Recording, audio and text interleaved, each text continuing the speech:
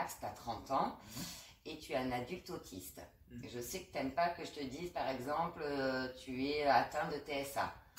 Alors, atteint, c'est un terme médical. Pour toi, ça a une connotation un peu de maladie et tu préfères cette notion de différence plutôt. Ouais.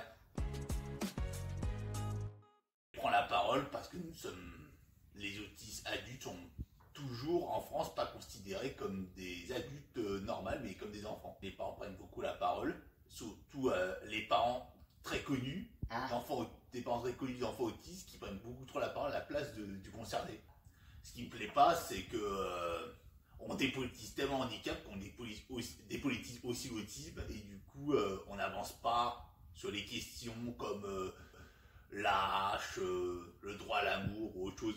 J'aimerais que la hache soit indexée sur le SMIC et sur l'inflation. Comme nous combinons la retraite de mes parents et mon AH, le propriétaire a refusé la moitié de la hache parce que ça venait de la hache.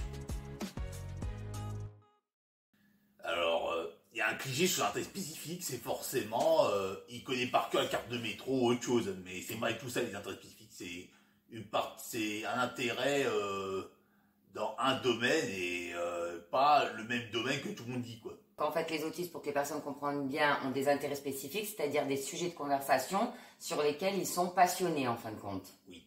Et toi, par exemple, c'est quoi ton intérêt spécifique? C'est les architectures des ordinateurs. Et comme tous les autistes, on n'aime pas téléphoner, on n'est pas trop social.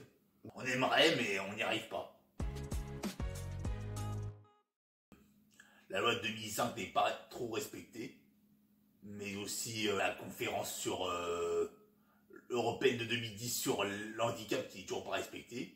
La France est très en retard. La retraite avec la RQTH vient de passer de 50 ans à 55-59. Que dans cette société, la société n'étant pas faite pour l'autisme, il est très difficile de... Par exemple, s'il y a beaucoup de bruit et des fois, beaucoup trop de lumière. S'il y a 1, 2, 3 intermarchés qui le font, mais les autres non, c'est très individualiste et ça n'avance pas. Et oui, c'est vrai que c'est bien qu'un intermarché diminue la lumière ou baisse le son de la musique pour permettre aux autistes de fonctionner. Mais si c'est un intermarché sur tout le Var, j'aimerais que ça se démocratise et que ça soit un peu que tout le monde fasse ses actions, quoi. Il faudrait que tout le monde le fasse, mais collectivement.